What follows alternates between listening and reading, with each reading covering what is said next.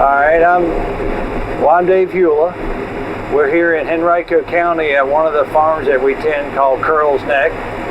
It used to be an old dairy, and just like at home, we're farming along the banks of the James River, just about 10 miles west of the capital of Virginia called Richmond.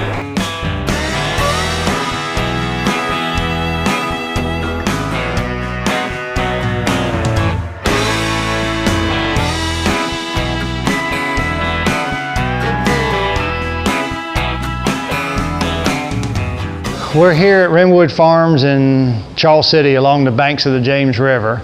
And you talk history, this is where it all started. In 1607, Captain John Smith sailed up and down the James River, and they traveled across, this part of the world a whole lot. And, we've been farming here since the 1930s.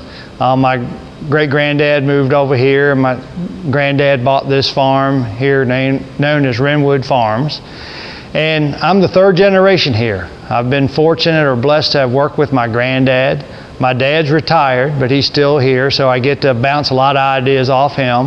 And I got two brothers that I work with. Johnny, he's been with me for a long time, and then their younger brother, Jeff, who handles their seed side of their operation, and he's been with us for a right good while now. And then I'm fortunate I got a son that works with us, and the next generation, he's a year and a half old. My daughter blessed us with a grandson, so that's exciting times too. It's nothing more fun than to see him when I pull up with the combine. He gets out of the car, just got a big old grin on his face, and then he says combine, and then the next word is corn. So I know what he's wanting to do, go shell some corn. So, we're here at Renwood Farms. Since 1930s, we cultivate 4,000 some acres, give or take some, and we raise corn, mostly just for grain, and then we're into soybeans as well as small grain, whether it be wheat, barley, or oats. And the soybeans and small grain is for seed. Most growers, you got to diversify in this economy, and one of our diversifications is that of the seed business. And then this year I challenged my son, Craig, to come up with an idea, and he decided to try some cucumbers. So here in 2019, we raised 54 acres of cucumbers. And then another project he had, now this is a little side note, he decided, hey, we got enough heat units, can we plant corn behind corn? So this is something I never thought of. Now I know down south they'll plant corn behind sweet corn, or they'll plant soybeans behind corn. So we planted a 76-day hybrid. We shelled it in the first half of July, which wasn't as early as we had hoped to. We were hoping to do it the 1st of July. And then we planted a 99-day corn behind that. Probably should have stuck with a 76-day because we're not sure if the 99-day is going to finish, because it's just now starting to tassel, and here we are getting ready to get to the beginning of October. But the one thing that's interesting, that 76-day hybrid, everybody thinks when you plant short season hybrids you give up yield. We had part of that was in the irrigated environment. The dry land went from 140 bushel to 200 bushel. The irrigated went from 220 to 270. So we're not giving up a whole lot of yield. So growers, when you come off a year like you experienced in 2019 where you were getting later planting, don't think that you're going to give up too many bushels by planting a real short season hybrid. Here at Renwood Farms, all of our acreage is a tributary to the Chesapeake Bay. Now I don't like getting on a soapbox, but y'all need to watch out what's happening at Chesapeake Bay, because that is ground zero for water quality.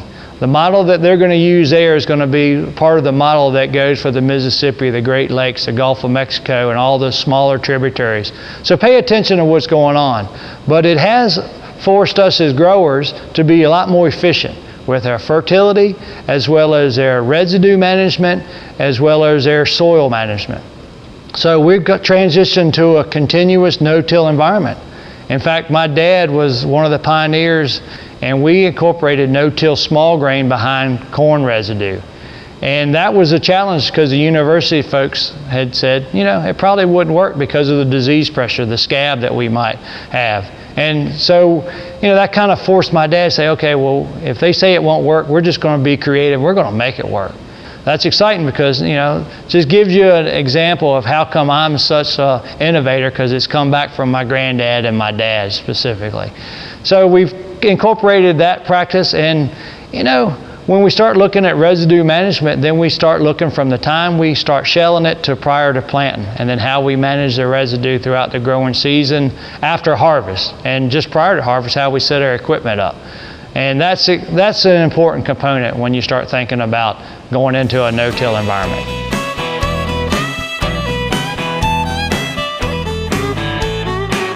We've come a long way in corn management, and we run John Deere corn heads.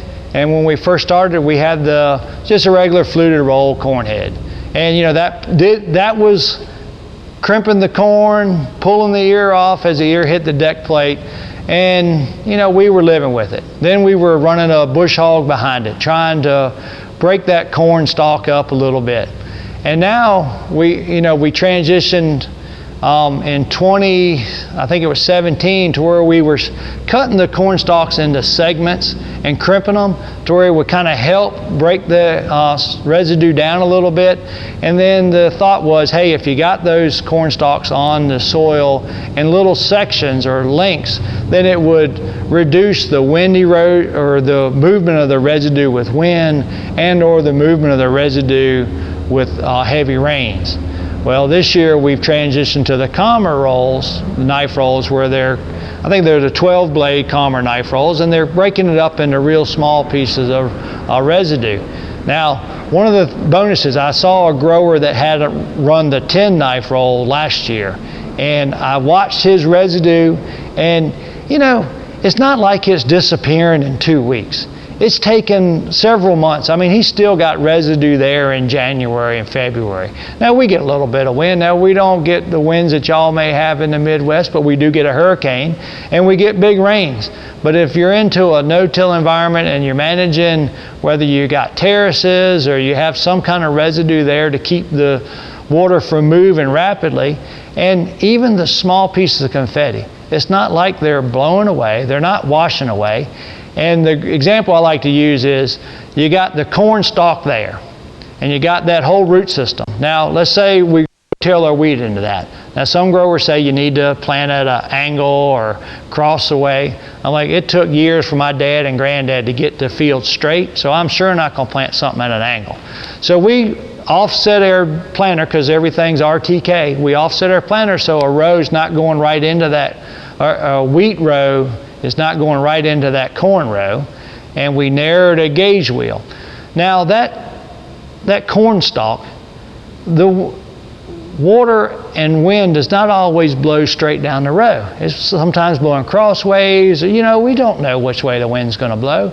So that's helping anchor all those small pieces of confetti. It's not going from row to row. It's staying in that one row, and then that corn stalk's acting as a wind barrier, or it slows the water movement down, the roots there. And then when we no-till our wheat into that, it is so much easier to no-till wheat and get the right seed depth. You growers, we pay attention to soybean depth, we pay attention to corn depth. Everybody wants to be that 1 3/4 to 2 1/4 inch down. You know, whatever flavor or whatever depth you want to be, but you want to be consistent. And when we can chop that residue up into small pieces of confetti, we do the same concept in our small grain. We want our small grain to be at a certain depth. It's probably 1.5 inches. And if we have small pieces of residue, we're not getting that gauge wheel riding over big stalks of residue where we can have that consistent seed depth, just like we would corn and soybeans. And then for growers that are in a cooler environment, and you got that corn residue sitting there, and you're wanting to get into a no-till environment, and you're going to be forced to either use some kind of trash sweep or some kind of mechanism to make sure you get big pieces moved out of the way. Now here with the calmer knife roll and that confetti, you know, you don't have to be so diligent to move all that trash out of the way. You could probably get by with just your disc openers, or you may be able to get by with a no-till coulter without that trash sweep there to help. Because that's just another piece of equipment or attachment on a planter that you're having to maintain. And I try to keep things as simple as possible.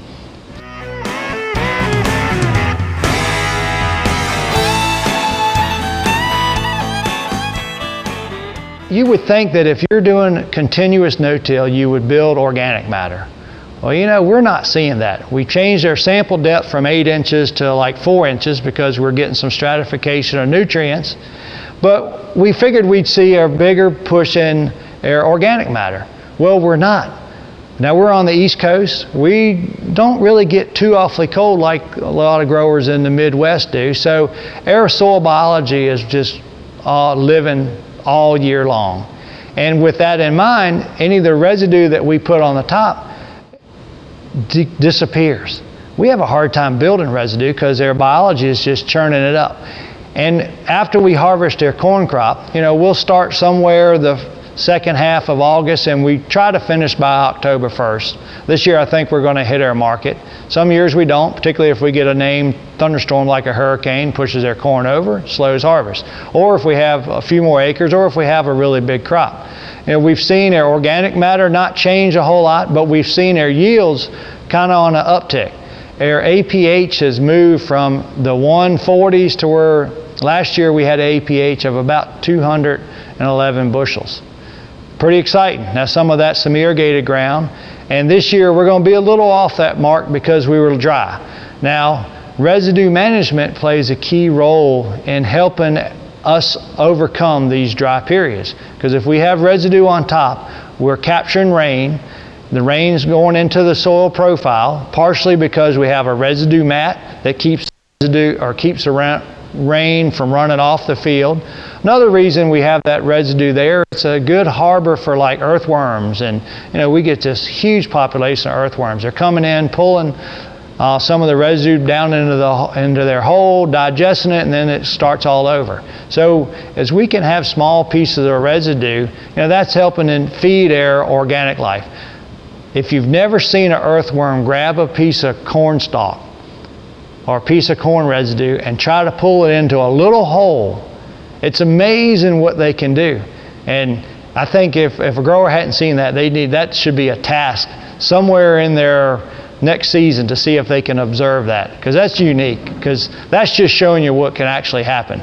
So we've gotten to where residue management, from the time we're harvesting our small grain, we run shell-borne stripper headers, so it leaves straw standing, and then we have the spreaders on the back of the combine for the chaff and whatever straw that goes in, and it's chopping it. You know, they have the knife chopper and then the spinners that throw it out. Depending on which way the wind goes, depends on if you have to speed the spinner up on one side or the other. Then when we go to harvest our soybeans, we have the wheat straw still standing.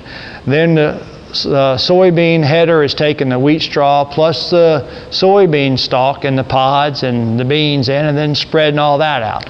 Then when we get into our corn harvesting, we've transitioned to the Calmer 12 knife corn roll, to where it's chopping the corn stalk into little pieces of confetti for that earthworm. Because I'm thinking, how am I going to help break down that residue quickly and help feed the organisms in the soil?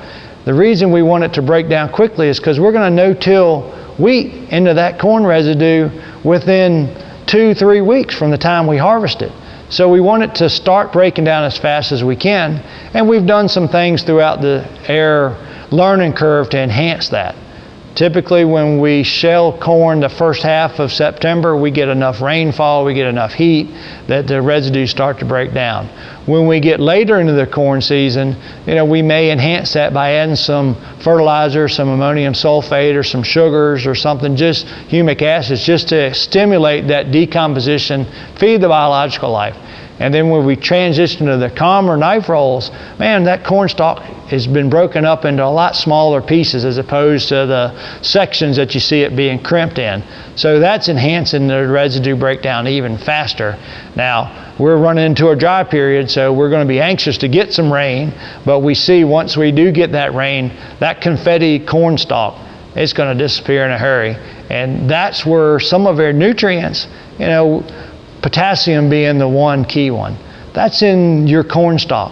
And if you're looking at soybean as your rotation, or small grain and then double crop soybeans, you need to be sure to have potassium. And where you've made the application on your corn, it's your kind of like your banking account to or savings account. It's releasing that potash back into your soil for your next crop. And the sooner you can speed that up and make sure it's done, because you know, when you get out in the Midwest, I've traveled in the wintertime, or I've traveled in February and March, And a lot of times it looks like you just shelled that corn because y'all's biological life is slowed down. You're not having a whole lot of decomposition. So any way you can enhance that is going to be a bonus.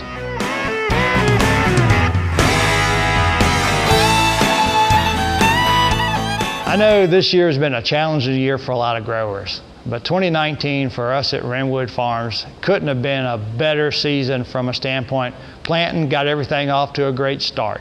Then we had a little bit of dry spell, we had some heat, and then irrigation, we were able to kind of temper those temperatures down. We did everything that we possibly could do to try to push our yields, both dry land and irrigated.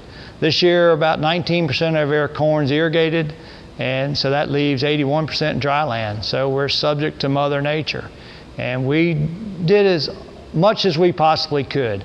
We're a little bit off on our dry land acres. We have a couple farms that have some reclaimed ground, and those, that particular soil type, it wasn't built by the good Lord. So it takes a lot of effort, and without getting rain, we see a big yield reduction on a dry year.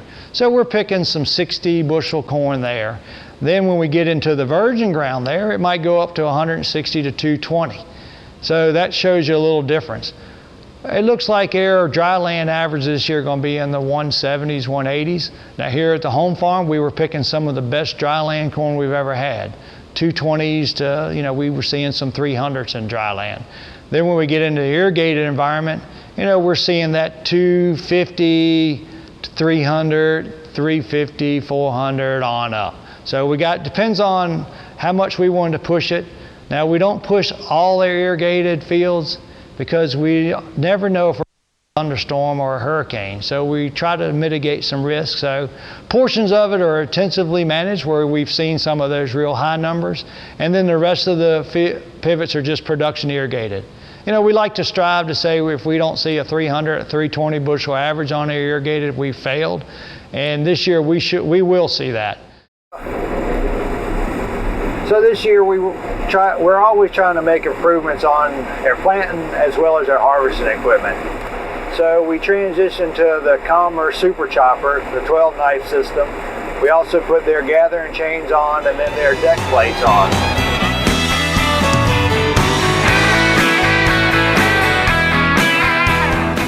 I usually don't change many things all at one time. Well, this year we transitioned to the Super Chopper on our corn head. And not that I was concerned, I just wanted to make sure it was going to handle the environment that we're in. Now you got to realize, I like my combine to mature my corn crop when we get started. We're going to be shelling, it could be as much as 28% moisture corn, because we never know if we're going to get a hurricane, so we start a little earlier. And typically when our corn's still at that 22 to 24%, there's still a whole lot of green foliage on that plant. Typically when we're doing our first half of our corn crop, from the ear leaf on up is still green. Now the kernels may be dry because we're trying to put all the energy we can in the kernel, so we're kind of helping that crop to be healthy. Well, that presented a concern of ours where we've changed our roles to these super choppers. Could they handle it? Well, I can sit here and say, yes, we can handle chopping that 14-foot tall corn that's still green above the ear with the sap still coming out of it. And when you start talking residue management and you got a plant that's still got sap in it, that's going to help enhance that. And when you start chopping those leaves that still got some sap or some green in it, that's just going to help it decay, because that's just like having a dew on it or some kind of rain event. It's going to speed up the decomposition. One of the other things that we saw as a benefit to the Commerce system, it seems like as we're harvesting our corn, now we've gotten into some corn that's 13.9, 14.2, 14.5 moisture. And you kind of expect to see a lot of ear button, don't you? Well, here we got our deck plates as tight as we need to, but the thing that we've noticed, as opposed to some of the other rolls that we've seen, and particularly some of the original components on the Deere system, the ear is coming further back before it hits the deck plate. And then that way we're not seeing as much of that kernel button coming off. It's moving further back. We don't see hardly any corn behind the header. And typically, you know, we've done things to try to minimize that previously.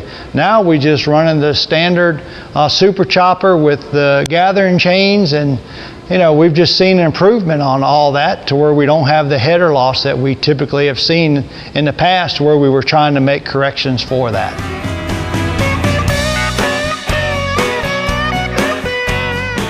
You know, just looking at a recap, we're still harvesting corn this season and hadn't quite finished, but just the, you know, the satisfaction we've had for adding an attachment on our harvesting equipment to where we know we're going to reap the benefit from it because we're capturing more of the kernels. And then just the customer support we've had. You know, we're able to call the camera group, and then if we have any questions or concerns, you know, we're getting parts right away. And then as we get the installation part, you know, there's a great system for that to make sure we get it installed correctly. And then after we get it installed, you know, then we get a phone call to say, hey, is everything working right? So we got that follow-up, and I'm sure if we had a problem, they would have been here to make sure it gets fixed. So that's the satisfaction that we get. And then when you get an opportunity to talk with some of the camera people, and then even, you know, you go to these field days, and there's Marion right there. He wants you to become successful. So he's there, he's got a vested interest in you kind of supporting some of the concepts of the technologies out there, but without your success, you're not going to be a return customer. And we're excited because we still haven't finished yet, but we see the longevity of this super chopper. You know we're not going to be putting it on this year and then having to replace it next year. We see that they're going to last for a while, especially when we're harvesting some of the green corn that we do, and now that it's browning down and we're just trying to get her knocked out. And we're just excited to continue on, and I see Calmer being part of our 2020 plan next year.